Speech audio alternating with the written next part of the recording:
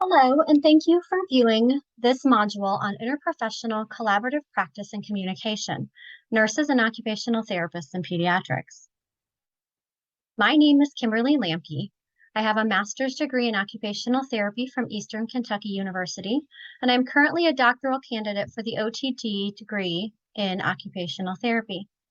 I have 23 years of experience in pediatrics for occupational therapy, specializing in sensory integration, anxiety disorders, and autism. I also have experience in therapeutic listening and interactive metronome, and I very much use the collaborative practice model for therapy services. I'm also a Kaiser University OT Advisory Board member, a certified health coach, a certified autism spectrum disorder clinical specialist, and an attention deficit hyperactivity disorder rehabilitative service provider. 4 years ago, I founded and I now own Believe It and Achieve It Therapy Services, where we provide PT, OT, and speech therapy for pediatrics. How did this research project develop? Often, I found it difficult to speak directly to a physician from the outpatient setting perspective. More often than not, I found that nurses had spent more time with patients in person and on the phone than the doctors had, so they had a better understanding of what the patient really needed. I also found that there was a very limited understanding from the nurse's perspective about what occupational therapy really is, and a limited knowledge in the difference between the different pediatric therapy services. During this module, participants will be able to differentiate pediatric therapy services. Participants will be able to identify reasons to refer for therapy services. Participants will be able to identify the importance of effective interprofessional collaboration in pediatrics, and participants will be able to identify effective interprofessional communication techniques. Let's talk about the types of pediatric therapy. I'm going to give a brief overview of speech and physical therapy and spend a little more time talking about occupational therapy. So what is speech therapy? Speech therapy in pediatrics is designed to address speech and language disorders. They work with children who have difficulty developing speech or who cannot produce speech sounds very clearly. They work with children who have problems understanding and producing language. They work with children with voice disorders and rhythm and fluency problems such as stuttering. They provide therapy for accent reduction and therapy for those with cognitive communication impairments, such as attention, memory, and problem-solving difficulties.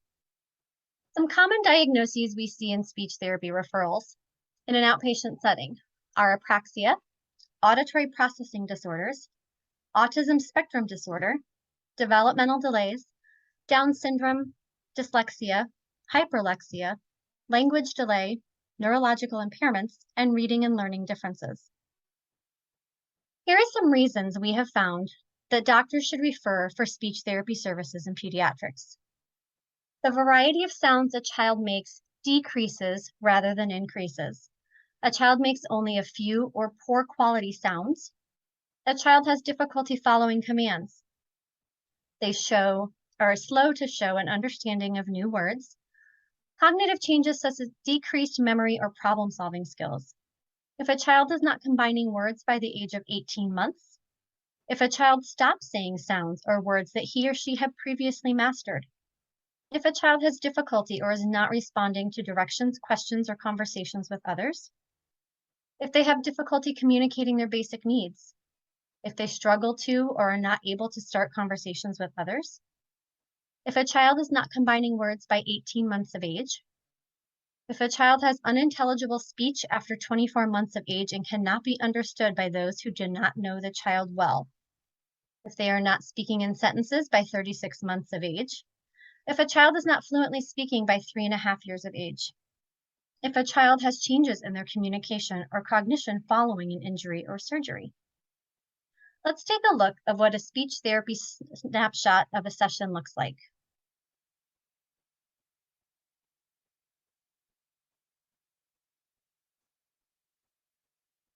You want to do this one? Go ahead. Oh, good blowing. You want to try again? And try the little one. Good girl. Good job, Cecilia. Yeah, want to try the purple one? You want the green one again? Good blowing. Try again. Let me hear. Ooh, Oh, you did it! Get those teeth out of there. No teeth. Try this one. As soon as I have no teeth. Green one? Good girl, you did it! Good try. You do. She find a Cheerio.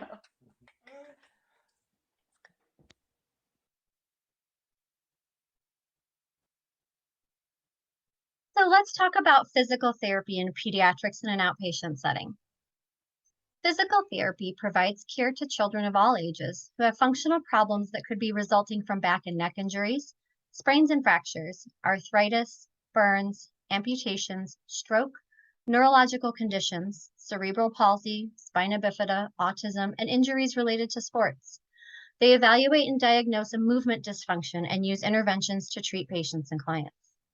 Interventions may include therapeutic exercise, functional training, manual therapy techniques, assistive and adaptive devices and equipment, and physical agents and electrotherapeutic modalities.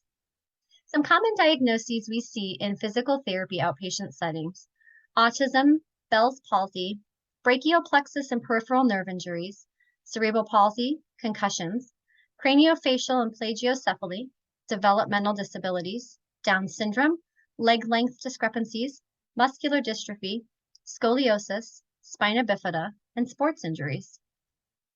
Some reasons a doctor should refer to outpatient physical therapy: delayed development, delayed coordination, not walking yet, clumsy, falls or trips a lot, has musculoskeletal issues, such as from CP or spina bifida, a child who has torticollis, or post-surgical and sports injuries. Here's a snapshot of what PT might look like in a session. Up. Show me standing up. Zoe, show me how you stand up. We're gonna stand up and we'll go find the toy again. It's hiding from you. We're gonna go find it, the silly toy. Good, standing. Push. Lift your head up. Lift your head up. There you go. You can hear better if you lift your head up first. Nope, get up. We're gonna stand up. There's the music, so stand up. Can you push up? Are you getting tired? Up. There you go. Keep going. You can put your foot up. Put your foot up. Put your foot up. Which one do you want to put up? This one? Your left one? Ready? Good girl. Yep, that's it. Push your head up. No head, just hands. Good job. And stand up. Excellent. That was so good. Good girl. That's very nice. Can you hear the music? Where is that toy hiding? Uh-oh. Should I play? Here, I'll turn it over. Do you hear it?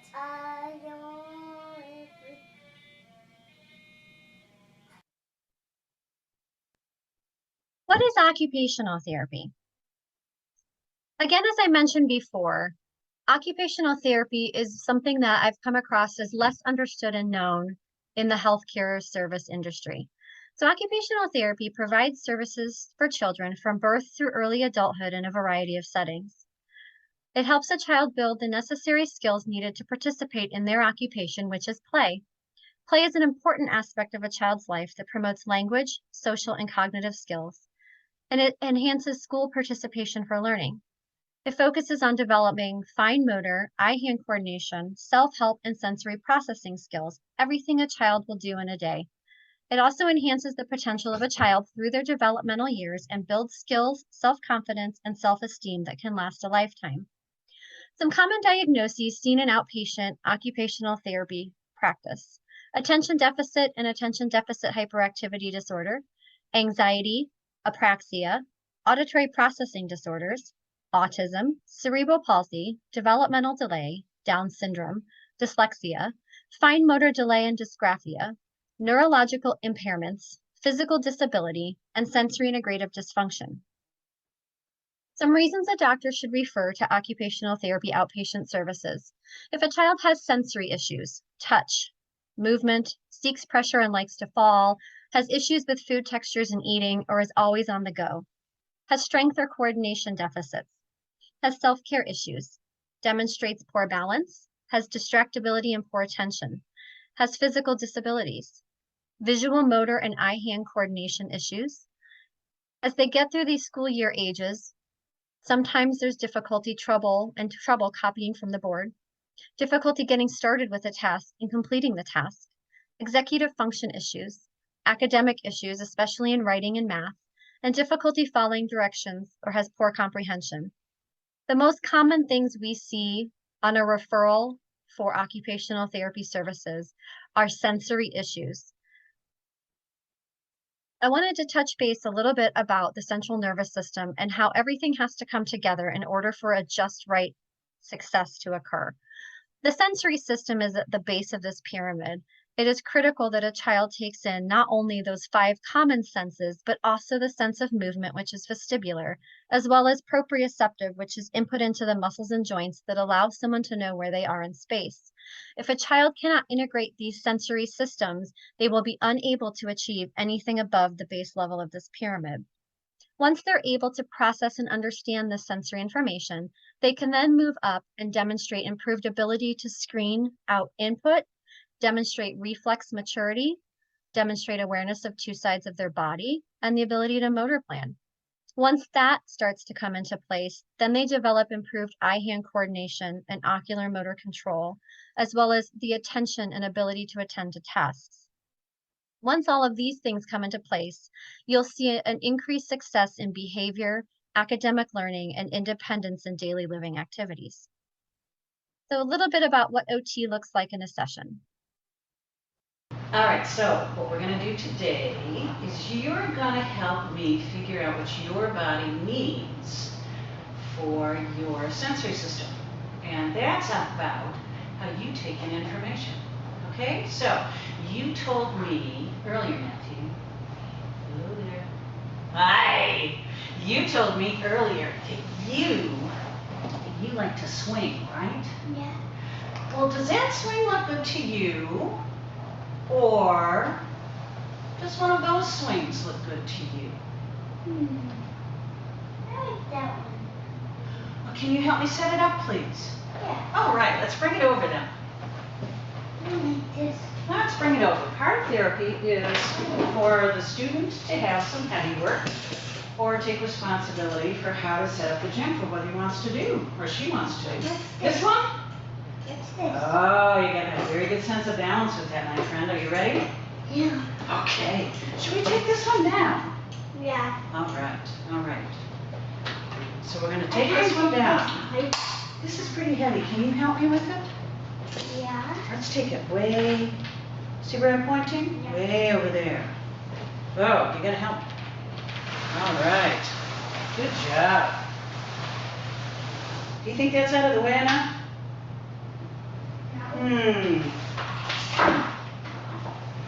What if can you pick up that end? There, can you push that back?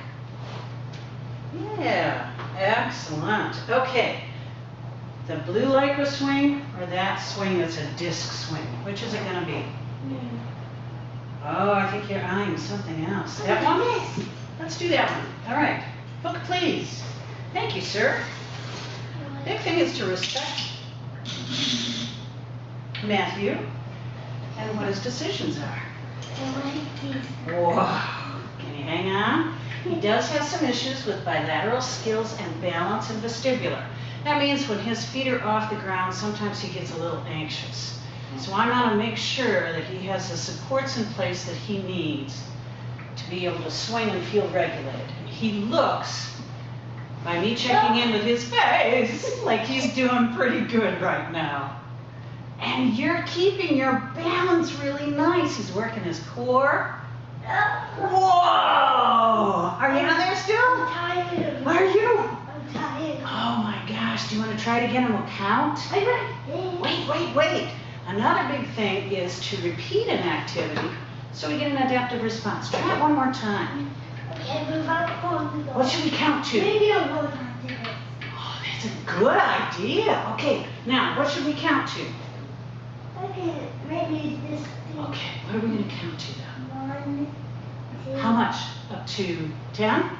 Yeah. Okay, 1, 2. I'm going to facilitate movement a little bit more. 3, 4. He's doing great. 5. This is an adaptive response. He's doing better. You can see from his face, he's regulated. He's putting his head in a different plane, so he's getting a lot of information to his system. So that's a success for us in this gym. All right, let's talk about who guides the nursing profession. The American Nurses Association's mission and philosophy to lead the profession to shape the future of nursing and healthcare, fostering high standards of nursing practice, promoting a safe and ethical work environment, bolstering the health and wellness of nurses, and advocating on healthcare issues that affect nurses and the public. The American Nurses Association knows that recognizing the essential value of nurses is just the start. Nurses work in all healthcare settings and have a unique perspective given that they serve so many different diverse roles and specialties. As a result, nurses can often offer insight and contributions into how to improve healthcare in this country. The philosophy of Rasmussen University School of Nursing is that nurses should be prepared to provide ethical, holistic, and compassionate care to diverse populations in a variety of settings. Evidence-based research should be used provided by the colleagues and the values and criteria promoted by the National Nurses Association. They should develop a skill set for critical thinking, clinical reasoning, and clinical judgment. Development of knowledge, skills, and attitudes needed to provide safe and competent nursing care in the diverse communities. So who guides the occupational therapy profession? The American Occupational Therapy Association's mission statement is to advance occupational therapy practice, education, and research through standard setting and advocacy on behalf of its members, the profession, and the public. Vision 2025 statement includes an inclusive profession. Occupational therapy maximizes health, well-being, and quality of life for all people, populations, and communities through effective solutions that facilitate participation in everyday living. They identify pillars within this. Effective. Occupational therapy is evidence-based, client-centered, and cost-effective. Leaders. Occupational therapy is influential in changing policies, environments, and complex systems. Collaborative. Occupational therapy excels in working with clients and within systems to produce effective outcomes. Accessible. Occupational therapy provides culturally responsive and customized services. Equity, inclusion, and diversity. We are intentionally inclusive and equitable and embrace diversity in all of its forms.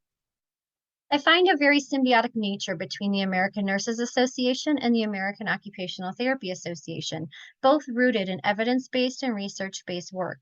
Both heavily support diversity and are strong in leadership, both with a focus on client-centered care. In occupational therapy, we use a frame of reference called person, environment, occupation, and I find it fits very well for both nurses and O.T.s. Nurses and occupational therapists work together in various settings, providing high-quality patient care, which then will contribute to a successful occupational performance.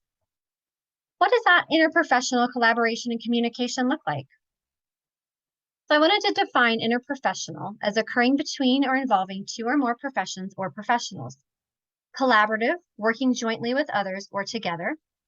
Interprofessional collaborative practice, when multiple healthcare workers from different professional backgrounds provide comprehensive health services, working with patients and clients, families, caregivers, and communities to deliver quality healthcare across settings.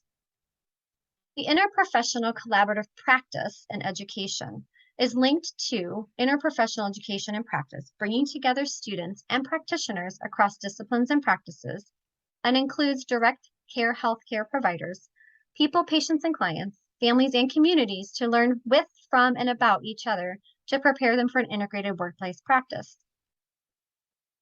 It is rooted in the interprofessional collaborative practice model and the core competencies. Work with individuals of other professions to maintain a climate of mutual respect and shared activities or values. Use the knowledge of one's own role and those of other professions to appropriately assess and address the healthcare needs of the patients and populations served. Communicate with patients, families, communities, and other health professionals in a responsive and responsible manner that supports a team approach to the maintenance of health and the treatment of disease. Apply relationship-building values and the principles of team dynamics to perform effectively in different team roles to plan and deliver patient population-centered care that is safe, timely, efficient, effective, and equitable. So the interprofessional collaborative practice happens when multiple healthcare workers from different professional backgrounds work effectively together with patients' families, careers, and communities to deliver the highest quality of care across settings. Why interprofessional collaborative practice? There's an impetus to change how health and social services are delivered and how professionals interact. A single provider on their own is unable to fully address clients with complex challenges such as multiple chronic illnesses, disability, or social disparities. By moving to interprofessional collaborative practice, where different professionals work together in partnership with a client, there's a promise for achieving the highest quality of care. Moving to a collaborative approach to care promises a holistic approach to care, improved client outcomes and safety, client satisfaction with their care, efficient appropriation of human and physical resources by reducing duplication, improve access to care, enhance provider well-being by increasing job satisfaction and reducing burnout, and overall improving the functioning of the health system.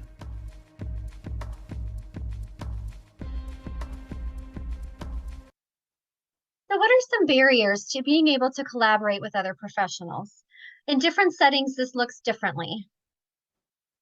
Some barriers are time. That is the biggest one upon my literature review that I found. Time is a barrier for so many things in our lives, but especially to find time to collaborate and communicate with other professionals. Often there's a difficult support system coming from management. Internal competitiveness and being territorial. Physical separation, language barrier, personality differences, and a hierarchy challenge. Within the outpatient setting, I have found that physical separation is the biggest challenge in communicating with other therapies, with other disciplines. In our setting, it's often found that the physical separation is not an issue. It's often time. Let's talk about some negative experiences that might have been improved with the effective use of collaboration. Yes, a few years ago I went through a very painful experience in my life. I had severe back pain and neck pain, so I went to see my primary care doctor, which did an X-ray and just told me to exercise and make sure that I stretched. But the pain was so severe that I just couldn't exercise. So I decided to move on to a chiropractor. And the chiropractor would work on my back and neck, and the pain would go away as soon as I left, of course, her office, but then it would come back in no time. So from the chiropractor, I moved on to a neurologist who gave me a prescription and sent me to a physical therapist. And I would be seen by the physical therapist and the chiropractor at the same time, but there was no communication between these two professionals, and at the end I was left with the pain and being twisted back and forth, which did not help my pain at all. I believe it is important for professionals to work together to bring the best treatment for patients. And if the professionals who worked with me had collaborated together, it would have saved money, time, and it would have saved me some sanity as well. My husband Larry this past fall had heart valve surgery, which involves cracking the sternum, and it's major surgery. And he had to have this done because he had a couple congenital heart defects, and this was preventive surgery. In the lead up to the surgery, when we were talking to the surgeon and his team, we told them also about his fibromyalgia, a condition he's had for years, and how it tends to go out of control when he has other health issues. They took extensive notes and said it wouldn't be a problem. He had the surgery, came out of it fine, but within hours after his surgery, his pain levels were spiking through the roof because the team that was caring for him in the ICU did not pay attention to all of the notes that they had made before he had gone into the surgery. I knew before we even went into the hospital that I was going to have to be Larry's advocate, and I was prepared to do that. Unfortunately, my expectations came totally true when they completely ignored everything that we had told them before the surgery and everything that I was telling them after the surgery. So I had to step forward and really be pushed back a lot at various points to get them to pay attention and for them to create a system by which they would deal with his fibromyalgia while they dealt with his recovery from heart surgery. And basically I had to step them through the process. And unfortunately they let his pain level spike to a point that when they asked me what we normally did, I didn't even have the answers because we never let his pain get that bad before we take action. Interprofessional practices is so important because the body is not a series of standalone systems. It's an integrated system that works together. And when you have one problem, for example, heart issues, all of the other parts of your body are involved as well. And in this case, we saw that with Larry's fibromyalgia. So I have dysautonomia, which is an umbrella term. So specifically, I have neurally mediated hypotension, which means my blood pressure drops, and postural orthostatic tachycardia syndrome, which means when I stand up, my heart rate goes up. But it's a syndrome, so it affects all parts of your body. So it took me, I probably was born with this, but it took over 40 years to get diagnosed. But once I got diagnosed, treatment became another issue. I have a specific situation where I have a tooth that needed to be worked on. It just needed to have a crown put on. But because I couldn't find a dentist to work on it, it took about 4 years to find a dentist who would work on it. The tooth finally broke, and now the tooth needed to be pulled. So the dentist and my dysautonomia doctor needed to speak to each other because there were certain procedures that needed to be followed. And it took a lot of work on both their part and my part to try to get them to speak to each other. They finally did. The dentist did not follow the exact instructions. So I'm back to square one and going to another dentist, trying to do the exact same thing so that I can get this tooth pulled. The value of interprofessional practice is that obviously the doctors would be communicating with each other. So hopefully that would relieve some of the emotional, physical, and financial burdens that have been brought to me and to other dysautonomia patients. At this point, a lot of the communication is done online between patients. It's not done between doctor to doctor or doctor to other kind of medical professional. My son's diagnosis, it was quite a journey. We realized at age 2 he was really only making one sound. We contacted our local infants and toddlers program and had an evaluation, had a hearing test. Everything was normal, and we started seeing the SLP from the infants and toddlers program once a week. He really wasn't making any progress after a few months, and she suggested that we see some additional specialists. We went to Kennedy Krieger, saw a pediatric neurologist. Everything was normal. Had an MRI at Hopkins. Everything was normal. They suggested that we increase the sessions with an SLP. We added 2 sessions with a private practice SLP. And really, he made some more progress, but the progress still wasn't there.